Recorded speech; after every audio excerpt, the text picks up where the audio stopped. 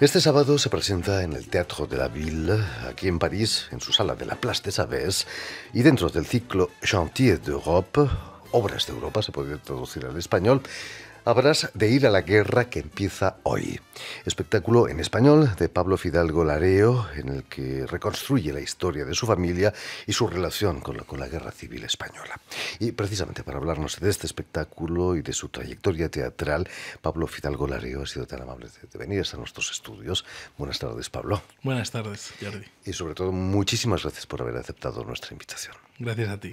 Permíteme que explique, Pablo, que has nacido en la ciudad de Vigo, en la Galicia española, en 1984, y que eres de los pocos poetas que se atreven a hacer incursiones en el teatro. Cuéntanos, ¿cómo empiezas con la poesía? ¿Qué es lo que te lleva a la poesía primero? Wow, una pregunta. ¿Qué lecturas, por ejemplo? No sé, yo recuerdo que a los 15 años queríamos hacer grupos de música, los hacíamos de hecho, aunque jamás tocábamos y de hecho no sabíamos tocar, y empezaba, y yo siempre decía que quería hacer las letras y fue así un poco como empecé a escribir y como empecé a leer, y también encontré seguramente los lugares, las librerías, las personas que me podían orientar, siempre fuera de la academia, siempre fuera de las escuelas.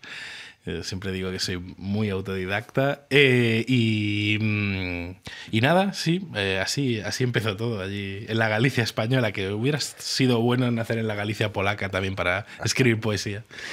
¿Se llegaron a musicalizar esas letras, Pablo? No, jamás. Bueno, yo creo que no, tampoco lo recuerdo muy bien. No soy muy mayor, pero aquello ya me queda lejos. Y a los 18, cuando no eras muy mayor, te plantas en Madrid para estudiar teatro. Sí. ¿Qué es lo que te interesaba del teatro? ¿La puesta en escena, quizás? Bueno, yo quería salir de Vigo, sobre todo. Yo creo que mucha gente hace eso, ¿no? Pues primero te vas y luego ya veremos. Y nada, caí en una escuela de teatro experimental, digamos, o de teatro de investigación, teatro de autor, llámalo como quieras, pero no alternativo, que es como crear tu propio gueto y tal.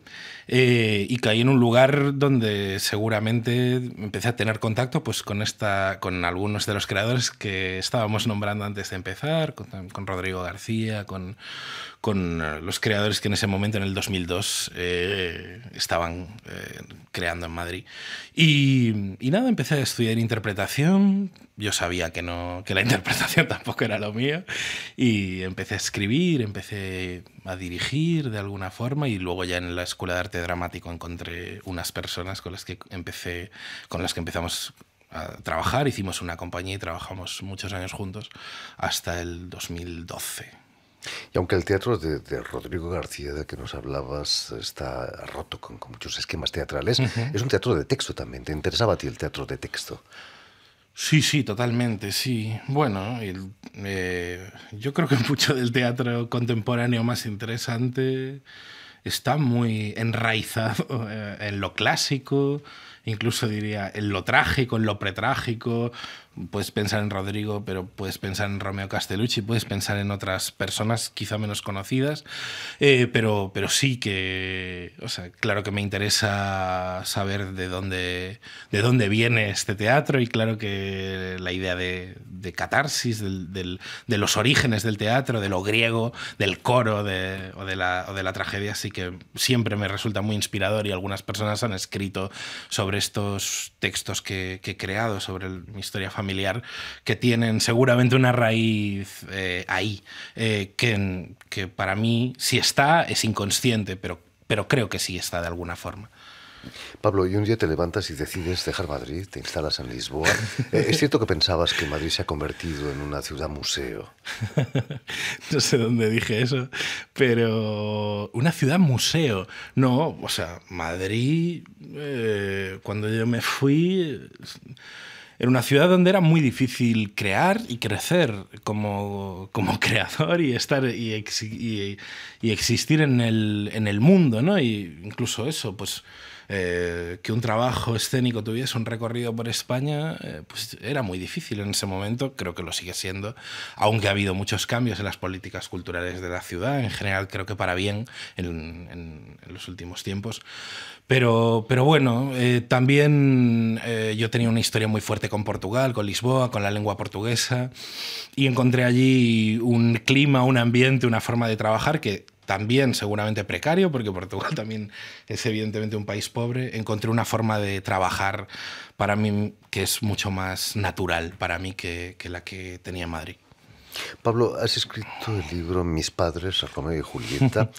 Ahí nace el proyecto de explorar la historia de tu familia.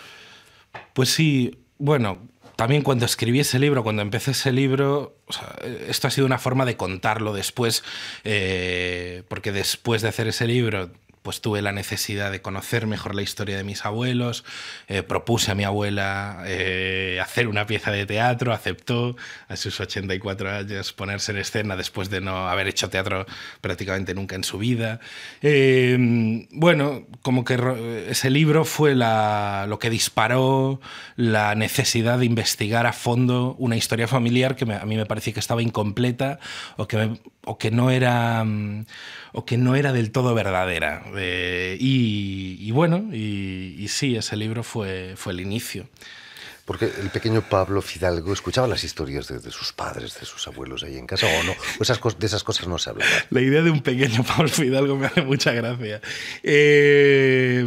Pues no se hablaba mucho, claro. Todo este proyecto tiene que ver, yo siempre lo digo, ¿no? Pues la historia de España está muy marcada por el miedo y por el silencio, bueno, por lo menos la que a mí más me toca. Y bueno, historias siempre hay. Las historias siempre aparecen de una o de otra forma en una familia.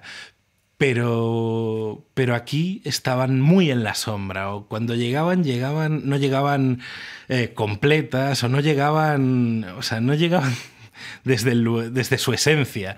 Sí, mi abuelo siempre recordaba que cuando él tenía 15 años, uno de sus tíos, un hermano de mi bisabuelo, lo habían fusilado, o sea, ese bisabuelo estaba escondido en mi casa familiar, donde mi familia vive todavía. Los fascistas lo encontraron, se lo llevaron al Monte del Castro y lo fusilaron. Y mi abuelo tenía siempre esa memoria de haber escuchado ese fusilamiento en el Monte del Castro, que es por otra parte donde yo pasé la mayor parte de mi infancia. Entonces, esa historia yo la sabía, pero no sabía quién era esa persona, por qué ideas políticas lo habían fusilado, ni si lo habían fusilado por sus ideas, o por qué, o por un odio ¿no? En la historia de España es muy habitual esta cosa de decir, no, bueno, es que tenía un compañero de trabajo que lo odiaba, pero no lo mataron por sus ideas políticas. Esto en mi familia ha sido una cosa recurrente. Y bueno, la realidad es que a esa persona la mataron porque era un anarquista militante y no hay más que hablar. Entonces, bueno, ese proyecto pues, se hizo para contar eso. Han pasado casi 80 años de esos hechos, Pablo. En Sí. España todavía es tabú hablar de eso, porque desde que se publicó Soldados de Salamina, la novela de Javier Cercas, se ha puesto más de moda hablar de la guerra civil. Pues no sé, no estoy seguro de si situaría Soldados de Salamina como un momento importante en nada. Para mí, desde luego, no lo es, ni la obra de Cercas lo es, y de hecho es alguien que no me interesa demasiado. Así como todos estos novelistas que han usado la guerra civil desde un lugar... O sea, valoro a Cercas y lo leo, creo que hay que conocerlo, pero creo que están equivocados en algo, o creo que han sido... o se han aprovechado, han sido muy falsos en el lugar desde el que han tomado la voz. No sé, ¿por qué no se habla de la película Rocío de Fernando Ruiz Vergara, que en el año 81 desmonta toda la historia de la dictadura y la guerra civil? ¿Por qué no se habla de No se os puede... No se os puede dejar solos, el documental de Cecilia Bartolomé y su hermano, que son por ejemplo, dos películas capitales para conocer la historia de España y que no se han visto jamás. Prácticamente no han tenido un recorrido. Y hablo de esto, pero podría hablar de libros silenciados, podría hablar incluso de teatro silenciado. Bueno, yo creo que si este proyecto que yo hice aportó algo, fue a lo mejor... Alguna persona lo decía, ¿no? Que una mujer como mi abuela, por ejemplo, en la pieza de mi abuela, de esa edad, tomase la palabra desde ese lugar, que no era un lugar de hacer un juicio, sino simplemente contar cómo era la vida en la dictadura para ella y cómo había sido la guerra, la vida en la guerra civil. No sé, es un lugar que yo tengo muy claro cuál es, que tiene que ver mucho con la verdad, no solo con lo documental, porque toda verdad es elaborada, toda historia se tiene que elaborar, pero es un lugar con una verdad, no aprovecharse de esa historia tan tremenda que además no se ha reparado nunca. Si la historia se hubiera reparado, a lo mejor estaríamos en disposición de hacer ficción. Pero no lo estamos, ni mucho menos, ¿no? Y de hecho, bueno, pues hace ¿cuánto? 3 semanas un exministro de Justicia cantaba El cara al sol en el entierro de su ¿cómo se dice? Del padre de su mujer. Bueno, España es el escándalo permanente, ¿no? Y estamos tan acostumbrados al escándalo que parece que nada importa. Entonces, bueno, perdón. Pablo Fidalgo, ¿cómo reaccionó tu abuela cuando le propusiste subirse a un escenario y contar su vida? Porque es eso, ¿no? Pues no sé, me dijo que sí a la primera. Debía tener un deseo muy grande de hablar. De hecho, yo creo que esa urgencia de hablar y de decir algunas cosas antes de que sea demasiado tarde, esa urgencia ante la muerte, a mí me parece una cosa... Bueno, muy bonita y que a mí, o sea, en esa pieza me ayudó mucho porque, bueno, mi abuelo todavía estaba vivo, no estaba muy bien ya, pero todavía le dio tiempo de ver la pieza y ella, pues sí, estaba viva, lúcida y con muchas ganas de hablar. Y creo que eso fue fundamental, eso, en el relato de una pareja que han tenido la misma vida, pero han tenido vidas muy diferentes. Bueno, es muy fuerte sentir eso, ¿no? Dos maneras tan diferentes de usar el lenguaje y dos maneras tan diferentes de vivir la historia, y todo lo que ya había callado de pronto estaba ahí y escribía otra historia y habría 1000 posibilidades para una familia que creía que las cosas eran solo de una manera. Pablo Fidalgo, nuestros oyentes, la mayoría de ellos están en América Latina. Venezuela está sufriendo enfrentamientos violentos entre dos maneras de ver la sociedad. ¿Puede recordar los años que precedieron a la guerra civil en España? Podemos aprender de la historia y prevenirles que en España hubo casi 1 millón de muertos. Ya. Es una pregunta muy difícil, ¿no? Porque... yo siento que Venezuela está tan lejos y siento que lo que nos llega de allí es tan incompleto y tan falso a veces, ¿no? A veces claramente son mentiras, pero es verdad que es muy doloroso todo lo que llega y que sí, bueno, supongo que una guerra jamás es una solución. Claro, una guerra jamás es una solución, pero también es verdad que los países tienen que ser soberanos y decidir su futuro, y eso es importante también. Y que América Latina debe conocer su naturaleza y debe saber qué historia de lucha y de resistencia tan interesante tiene y qué pensamiento de resistencia tiene. Pero claro, el pensamiento tiene que ser plural y tiene que ser integrador, eso desde luego. Pablo, has dicho alguna vez que nuestra generación es inofensiva, porque no hemos vivido, afortunadamente, ni guerras, ni hemos participado en guerras. Ya, bueno, no sé. No sé, yo creo que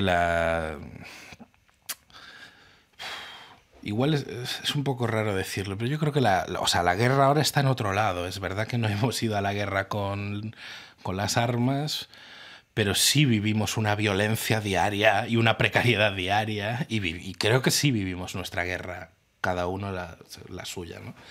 Pero en el sur de Europa yo sí siento la guerra, sí la siento en Portugal, sí la siento en el sur de Italia, sí la siento en Grecia, sí creo que hay guerra. Porque la guerra está en el Mediterráneo, la guerra, o sea, ¿cómo no nos va a tocar? O sea, ¿cómo no va a llegar? Y cómo no, y claro, y si no se pone solución, ¿cómo no va a llegar a más? Bueno, parece una respuesta poética, pero en realidad no lo es. O sea, claro, hay mucha gente que lo pasa mal. O sea, yo acabo de publicar un libro que cuesta 15 euros. Y yo le digo a mi editorial, bueno, mis amigos no pueden comprar un libro de 15 euros. No sé, eso para mí es una guerra también. Sea como sea. Bueno, no sé si es inofensiva. Yo también me he ido, vivo... O sea, trabajo desde fuera, desde Portugal, que es otro contexto diferente al español, con una historia también convulsa, pero muy diferente. También a mí me ha servido mucho el irme para poder afrontar lo que siento que es la historia española y la historia... O sea, yo pude hacer esa pieza también porque estaba en Portugal y porque tenía esa distancia y tenía incluso apoyo institucional desde Portugal. Y bueno, siempre digo que eso es bastante irónico, ¿no? Que al final es desde fuera de España que consiguen. Y bueno, y ahora estamos en París, ¿no? Bueno, no sé. Siento que todo este proyecto fuera de España siempre se recibe, no sé si mejor, pero todo es un poco más tranquilo. La gente está más dispuesta a acercarse con un poco de inocencia a todo ese tema de la historia española que es siempre tan pesado. Es difícil ser poeta en su tierra, en tu tierra en este caso, ¿eh? Poeta en tiempos de miseria, como decía Hölderlin. Quizás el teatro y los festivales ayuden a poner el dedo en la llaga. Precisamente diriges un festival en Santiago de Compostela, Escenas del Cambio. ¿Qué hay en este festival? Pues bueno, Escenas do Cambio existe hace 3 años, arrancó en febrero de 2015 y bueno, yo siempre creo que es el primer proyecto que se hace en Galicia de programación de escena contemporánea, de escena de riesgo, de escena de investigación, de escena política, podríamos decir. Y bueno, lo que hemos intentado es, en un momento en el que en España estaban, pues eso, cerrando la mayor parte de los festivales y donde casi todas las estructuras estaban en crisis, intentar levantar un proyecto en una institución muy grande y muy compleja, que es la Ciudad de la Cultura en Santiago de Compostela, y con dificultades, con una respuesta ciudadana grande. En ese contexto intentar hacer eso, una programación de calidad y para toda la comunidad gallega, ¿no? Y al mismo tiempo, pues eso, hacer un trabajo con los artistas locales, formación, laboratorios, acompañamiento, trabajos con comunidad, trabajos con jóvenes, un festival, digamos, global en ese sentido.